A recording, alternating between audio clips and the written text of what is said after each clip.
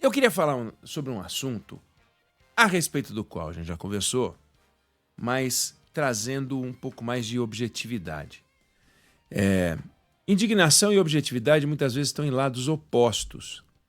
A indignação, ela é uma ferramenta muitas vezes desinformada. Então, várias e várias vezes a gente fica indignado e tem razão de ficar indignado com o que está acontecendo, mas é importante que a gente entenda o que norteia o que está acontecendo. Porque senão a gente acha que está todo mundo no bolso de todo mundo, a gente acha que é tudo um grande esquema de corrupção. Eu não diria que não tem uma grande ação entre amigos em torno disso que eu vou falar agora, não. Mas a gente precisa saber, a gente precisa conhecer, a gente precisa ter as informações, a gente precisa ter o conhecimento, não digo técnico no detalhe, mas é importante prestar atenção nisso, né? Então, a indignação. Todos os que, de alguma maneira, foram afetados pelo apagão, não é o apagão, né? A série de apagões envolvendo a Enel em São Paulo, ou envolvendo apagões nos últimos anos no Brasil. A gente conheceu alguns apagões, mas no caso de São Paulo, a Enel virou um negócio inacreditável. Ficou indignado, achando o seguinte: vem cá, não prestou serviço, mas desliga a empresa, né? Troca a empresa, manda embora a empresa. Funcionário que não trabalha direito, quantas vezes é demitido, né? A gente ouve contar histórias, fulano, mas não apareceu para trabalhar, foi embora, foi mandado embora, né? Não fez o serviço direito, foi mandado embora. Em alguns casos mais graves, até com justa causa. A Enel seria um caso de demissão com justa causa, se a Enel fosse uma empregada de uma empresa, né? Se ela estivesse empregada numa empresa, ela perderia o emprego dela, talvez por justa causa, né? Não fez o serviço, não gerou energia. E a gente conversou sobre isso aqui, lembrando que tem uma coisa chamada contrato. E os contratos, eles precisam ser preservados.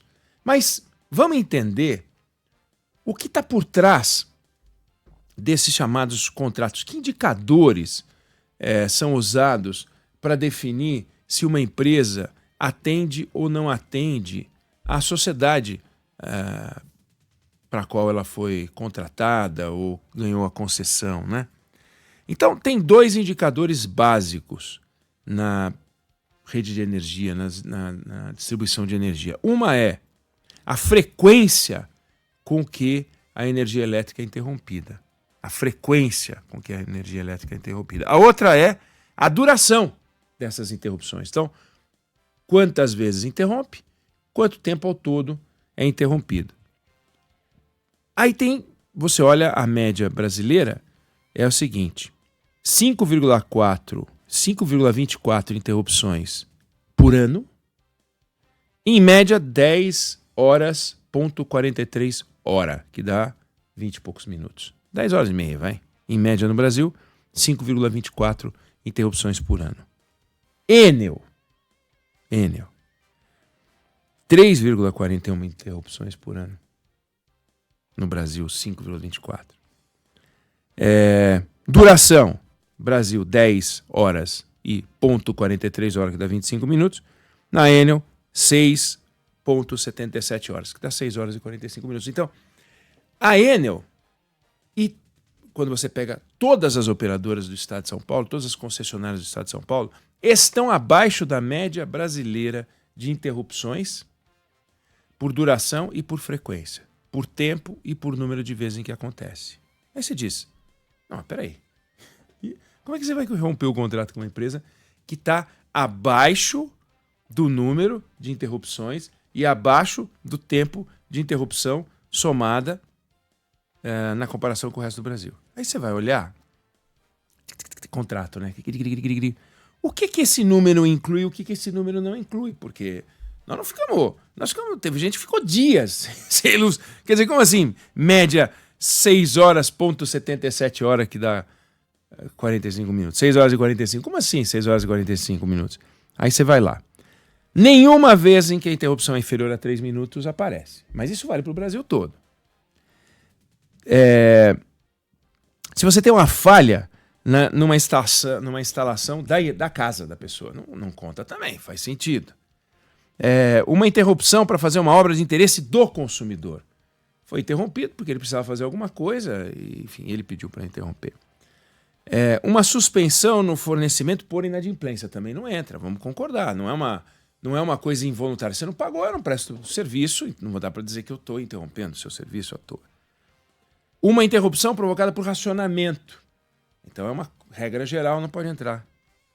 Agora olha essa, dia crítico. Porra, dia crítico. Então, o dia crítico, nós vivemos um dia crítico. Tá? Não há dúvida de que nós vivemos um dia crítico. Chuvas, temporal, vento. Não há nada mais crítico do que um dia como aquele. Talvez só o Milton pudesse ser mais crítico, mas, enfim. Não entra na conta. Mas não é que não entra na conta porque a Enel não quer que entre na conta. Não entra na conta porque não está previsto que entre na conta. Na conta, eu digo, no cálculo.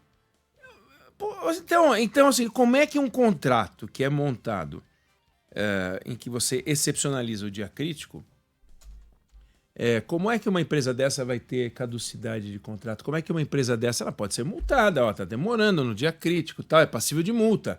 Mas caducidade do contrato já é um negócio muito complicado, que é o que se busca, né?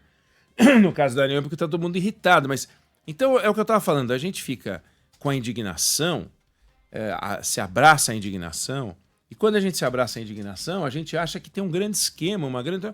Mas olha só o que tem por trás.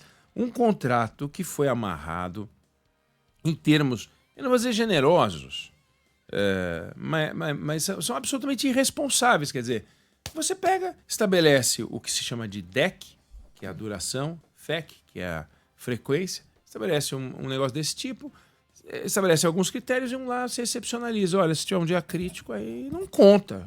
Eu até entendo que não conte, mas como lida com o dia crítico, não tem toda uma estrutura de como lida com o dia crítico, quanto tempo precisa restaurar a energia. Agora, a Enel, ela consegue demonstrar, assim como a prefeitura consegue demonstrar, a gente aqui não consegue demonstrar. A Débora lembrava na semana passada o número de... Não o número em si, mas a situação das pessoas que perderam tudo. Como é que elas vão provar com nota fiscal, né? Você perguntava, né, Débora? Como é que elas vão provar com nota fiscal que elas perderam carne, comida? Como é que você vai provar? Você faz a compra, você só guarda a nota fiscal. Se a nota fiscal serve para imposto de renda, até faz sentido, mas a nota fiscal do supermercado só serve para você ver se... Primeiro, para sair do supermercado em alguns, né? Que os caras fazem aquela conferência ridícula. Segundo, para você conferir preço, eventualmente, ou então ver se todos os itens que você colocou, enfim, quando não é entrega. Quando você mesmo levou e sacou, em geral ninguém usa. Eu mesmo não sei.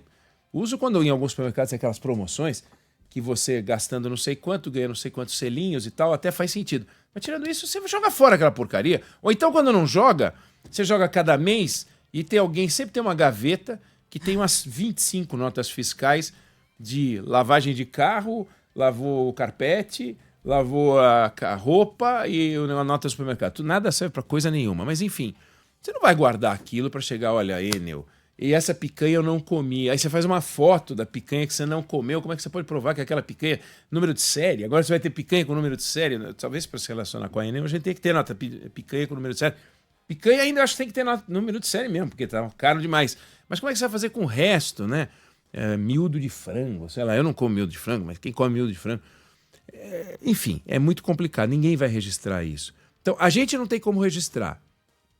Agora, a Enel tem como provar que ela estava à disposição com as equipes, à disposição da prefeitura, mas a prefeitura não compareceu em alguns lugares. A prefeitura tem como demonstrar que estava em outros lugares aguardando a Enel, inclusive esse número foi falado, não sei quantos pontos da cidade de São Paulo que aguardavam a chegada da Enel e tal. Tudo isso para dizer o seguinte, não esperem que aquilo que seria razoável na interpretação leve, fora do contrato, mas movido pela nossa indignação, pudesse autorizar que é a simples interrupção e caducidade. Pode ter, eventualmente, uma intervenção na Enel, pode ser que tenha uma intervenção na Enel e tal, mas a caducidade é um processo complexo porque passa por essas coisas que eu acabei de dizer. Então, não é que eu não fico indignado, eu fico indignado, mas esse contrato foi construído assim. E nenhum dos que estão hoje indignados com a autoridade, o prefeito, o candidato a prefeito, o governador de São Paulo, nenhum destes que hoje estão indignados, no momento em que esses contratos foram assinados, nem os seus equivalentes foram lá e se mobilizaram contra esses contratos. Ah, dane-se, viva, vamos ter uma nova empresa aqui, aê, viva. Aí ninguém olha para esse troço, aí eles assinam um contrato que é uma coisa burocrática. Nós na imprensa registramos de maneira burocrática. Quando sai o contrato, ninguém na imprensa pega e fala, vamos olhar tudo que tem nesse contrato para fazer uma avaliação, e a gente liga para 5 escritórios de advocacia especializados em direito regulatório, contratual, concessões. A gente não faz isso também. Então, e deveria fazer quando tem a concessão de uma rodovia, quando tem a concessão de um aeroporto. A gente deveria fazer uma fiscalização jornalística mais acurada, que a gente não faz, e eu faço minha culpa aqui. Olha, boa parte dos meus colegas não estava em 98 trabalhando, mas eu estava trabalhando em 98 e não fiz, entendeu? Mesmo nas concessões, a privatização do sistema de telefonia. Quem é que foi olhar aqueles contratos de milhares e milhares de páginas? Nem os advogados olharam aquilo. Então, os advogados, a Ordem dos Advogados do Brasil, os órgãos de defesa do consumidor, ninguém foi olhar. Ninguém foi olhar. E agora que estourou a bomba, todo mundo quer ser o padrinho da ordem da caducidade e tal, que não dá para fazer, pelo menos não com as informações disponíveis. Eu queria trazer isso para você, já tinha abordado isso de alguma maneira, mas trazer números objetivos. Pelo critério de duração e frequência das interrupções, a Enel está bem na fotografia, gente, por incrível que pareça, porque eles excepcionalizam o dia crítico. Então, o nosso problema é justamente no dia crítico. Quando tem sol e a árvore não cai, não tem problema, porque nunca vai ter um dia crítico. Agora, o que é um dia crítico para a Enel? Qualquer dia que atrapalha o trabalho dela. Mas está lá, previsto assim. Então, é um negócio complicado que a gente tem que acompanhar e ficar mais vigilante. Como sociedade, a gente tem que ficar mais em cima. Eu não sei se você concorda ou discorda, mas essa é a opinião que eu tenho sobre o assunto.